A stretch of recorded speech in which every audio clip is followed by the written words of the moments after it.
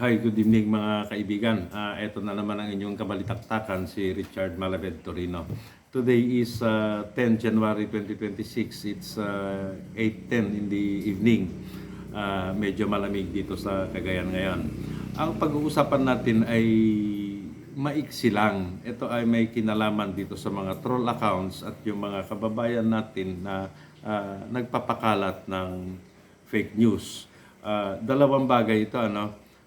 Nitong nagdaang 3 o 4 na araw, napapansin natin na biglang parang lumakas yung effort ng ating pamahalaan, ng ating gobyerno para kontrahin, sagupain yung mga hindi kanais-nais, itong mga hindi totoong balita na ikinakalat naman ng ating mga itong mga troll farm.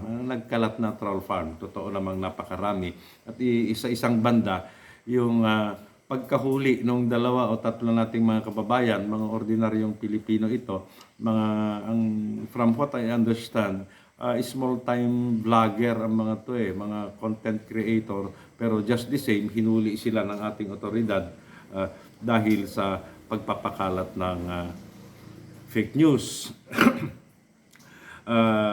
Sang-ayon dun sa reaksyon ng mga iba nating kababayan, tinatawag nilang ito pagsupil daw sa karapatan ng ating mga Pilipino para sa malayang pamamahayag, yung freedom of expression, yung freedom, yung the right to access information, yung kalayaan natin na magpahayag ng ating opinion. I agree, totoo yan, na maski sa ating constitution, yung kalayaan, yung karapatan ninyo para magpahayag ng inyong nararamdaman ay ginagarantiyahan ng ating konstitusyon yan. Pero kung gagamitin mo yan upang manira ka ng kapwa mo o kaya magpapakalat ka ng hindi magandang balita, meron din tayong batas na sumasaklaw dyan. At sa tingin ko, itong mga troll accounts na ito at itong mga kababayan natin na nagpapakalat ng fake news, ito yung aking tindig dyan. Dapat tugisin kayo ng ating batas kasi kadalasan yung ginagawa ninyo, hindi lang yan ang nagiging sanhi at ugat ng away ng mga magkakaibigan. Nag-aaway-away dyan, yung isang munisipalidad na isang probinsya na Alam nyo, napapansin ninyo, kadalasan dyan, dahil kayo mga kababayan namin na nagpapakalat ng fake news at kayo ng mga troll account, nagiging sanhi na kayo ng away ng sambayanang Pilipino At ang tindig ko dyan, dapat talaga tugisin kayo ng batas upang sa ganun ay ihinto nyo yung hindi ka nais-nais na mga gawain nyo yan.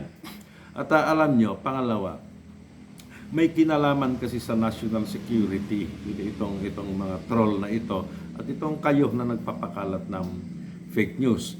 Hindi tayo pupunta sa detalye dyan, pero para lang, ito is naka-address ito primarily dito sa mga kababayan natin na hindi masyadong naiintindihan yung mga pangyayari ngayon, lalong-lalo na yung political bickering dyan sa national level. At kung ano epekto ng troll farm at paano nagamit ito para sa ganun ay lalong lumala pa yung nangyayaring gulo at hindi pagkakaunawaan dito sa ating bansa ngayon. Ito yung simpleng paraan ng paggamit ng mga kalaban ng pamahalaan or yung mga nakaupo sa pamahalaan upang sa ganun ay makapag-abuso. Gagawa sila ng hindi maganda na itatago yan sa bayan at nagagamit nila yung troll farm, yung troll account, nagagamit nila ang ilang kababayan natin na willing na mabayaran o kaya willing na mautusan o maudyukan na magpakalat ng maling balita upang sa ganon maitago sa atin kung ano yung totoo at tamang balita. Ito yan kasi, ito direktang narinig ko dun sa past president natin it was 2017. I was in Davao. Kaharap ko diyan si former President Digong, si President Duterte, at sa lakad na yan kasama si Cesar Montano, itong si si Senator Alan Peter Cayetano, secretary pa siya ng panon ng Department of Foreign Affairs. And in that trip to Davao, kasama ko yung misis ko and my daughter, si Maika. Hi, Bebe. Magandang gabi sa'yo. Nasa Davao ako that time. And candidly, nabanggit ni Digong mismo, nabanggit niya na kung paano niya gamitin itong mga troll account, paano niya gamitin itong mga ilang kababayan natin na payag, willing na magamit upang maging tagapagkalat ng fake news. Kung meron siyang gustong gawin, ang sabi niya, or meron siyang sirain, ito, sumesentro ito nun, pero hindi naman categorically binanggit niya na may kinalaman sa kanyang drug war. Ang sabi niya, kung meron kang gustong sirain, nagagamit talaga, kalaban mo kung gusto mong sirain, nagagamit mo yan yung troll farm, yung mga troll account na yan, yung mga fake news na yan. Unang-una, ang gagawin nila, gagamitin nila itong mga tagapagpakalat ng fake news, itong mga troll account na ito, para magtanim ng intriga. Kunyari ganito, yung isang investigador ay iniimbestigahan niya yung isang senador. Dahil itong senador ay kunyari inakusahan ito ng pandarambong pagnanakaw ng milyon-milyon sa ating bansa. Ito yung nag-iimbestiga. Magkakalat sila ngayon ng intriga laban dun sa nag-iimbestiga. Sino ang magpapasimula niyan? Siyempre, yung presidente o kung sino man yung inatasan ng presidente upang patakbuhin yung programa na yan, meaning to say, sisiraan nila yung nag-iimbestiga upang sa ganun mailigtas nila yung senador na iniimbestigahan. Ganito yon. Si investigador ngayon, hinahabol niya, tinutugis niya itong si senador kasi nga napagbintangang nagnakaw, mga ebidensya, mga witnesses ay siya yung itinuturo. Ang gagawin ngayon nito, si Digong o kaya yung kung sino man, kunyari si Bongo o kung sino man yung inatasan niya dyan, maglalabas ng intriga. Ito yung sasabihin nila. Alam nyo ba na si ganito ay sangkot sa malaking anomalya? Parang blind item lang yung kanilang inilalabas na intriga. Hindi nila pinapangalanan. Parang kinikiliti lang nila yung mga mamamayan. Sino ang magpapakalat ng intriga na yan? Na alam nyo ba na si ganito, tinutukoy nila yung investigador, ay sangkot sa ganitong anomalya? Tuloy-tuloy yan ikakalat ng ating mga fake news, spreader, ikakalat yan ng troll. Blind item. So, ngayon, yung mga sumusubaybay, yung mga nasa social media, makikiliti yung curiosity nila. At sasabihin nila, sino kaya ito? Sino kaya ito? Sino kaya ito? So, kakalat yan. So, eto ngayon, yung mga taong nagpapatakbo ng programa na yan upang siraan yung nag-iimbestiga sa senador na ito, i-assess nila after 3 days, after 4 days, after 1 week, titingnan nila ano na yung demographic reach nitong intriga na ikinalat nung troll. Ano na yung gaano nakalawak yung narating, gaano nakarami yung nakabasa sa intriga na ikinakalat ng mga kababayan natin na nagkakalat ng fake news. Kunyari, ang kota nila, ang jump of pad nila ay kunyari, pag umabot yan ng 500,000, pag umabot yan ng 700,000, umabot ng 1 million, ang susunod na gagawin nila, papangalanan na nila yung sinasabi nilang sino kayang investigador ito na nasangkot sa anomalya. Una, blind item, hindi nila pinapangalanan, ang gamit nila na magkakalat ng intriga, troll, at yung fake news spreader. Ngayon, pag umabot na ng 1 million or higit dyan, depende dun sa assessment nila, dun sa demographic reach ng intriga na yan, papangalanan nila yung unang-una blind item. hindi pa pinapangalanan. Ngayon, papangalanan na nila kasi nga marami nang nag-abang kung sino yon. So, yung pagpangalan nila dyan, yung pagkilala nila doon sa taong gusto nilang sirain, kakalat na naman yan. Kakalat na naman yan. To the thousands, aabot yan ng millions. Pag ito, malawak na yung narating nung intriga na yan, dito sila maglalabas ng pekeng ebidensya, pekeng dokumento, nandyan na yung pekeng witness, upang sa ganun, yung unang intriga na ikinalat nila, and then pinangalanan nila kung sino yung iniintriga nila, maglalabas sila ngayon ng mga pekeng dokumento, pekeng ebidensya, pekeng witnesses, para siraan yung tao na sinisiraan na gusto nilang siraan.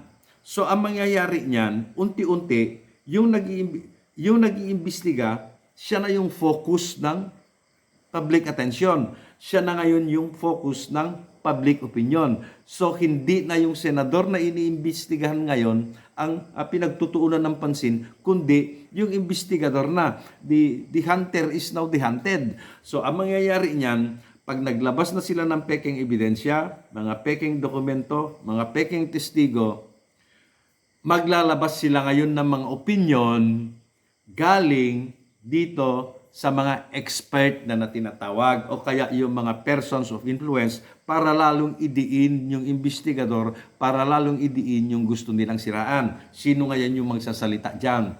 Eto na yon. Maaring dating general, maaring dating congressman, maaring dating senador, maaring lawyer ito, maaring dating cabinet secretary, or tao na may kapangyarihan, may impluensya, pwede ring artista. So, ang mangyayari niyan, lulubog na yung investigador at yung senador na inimbestigahan, nawawala na sa kanya. Wala na sa kanya yung atensyon, nakakalimutan na yung kaso niya. Etong investigador na ngayon ang nalalagay sa alanganin.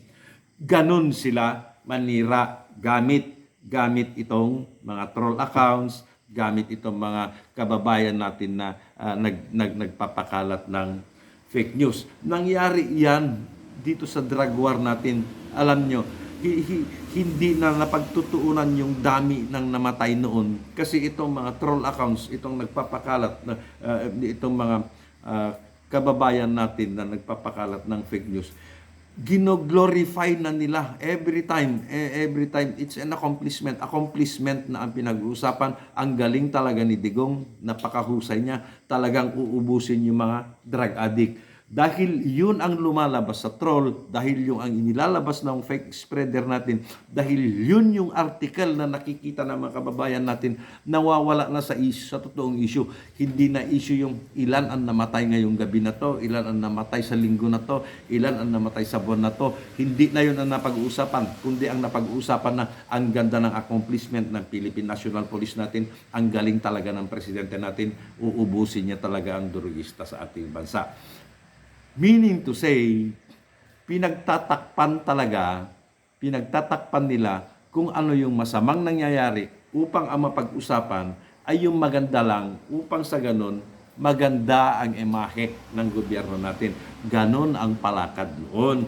At hanggang ngayon, ganito pa rin ang ginagawa. Kunyari, example, ang itinuturo dyan sa flood control, isa sa mga itinuturo na mastermind dyan sa flood control scandal ay si Cheese. Pero yung troll natin, bigla nilang ibinelta kay Martin. So si Martin ngayon ang napagtutuunan ng pansin. Ang pinagkaiba lang, si Martin nag-appear dun sa ICI, si Cheese hindi. Nung lumabas, so tingnan natin yung Cabral Files. Ito ibang usapan ito sa susunod. Yung Cabral Files, lumalabas dyan na si Pulong Duterte na nabigyan siya ng 51 billion para sa kanyang pondo. 51 billion, ang laking issue ito. Pero anong ginawa ng mga troll natin? Bigla nilang sinabi, si Sandro Marcos din, meron din siyang allocation, napakalaking halaga. So, ang sentro ngayon ng opinion, ang sentro ng atensyon, napunta kay Sandro Marcos. Ang pinagkaiba lang nito, si Sandro Marcos sumarap sa ICI, itong si Pulong hindi. Ganito at ganito. Merong akusahan natin si Jinggoy, siya ay tinuturo ng ebidensya.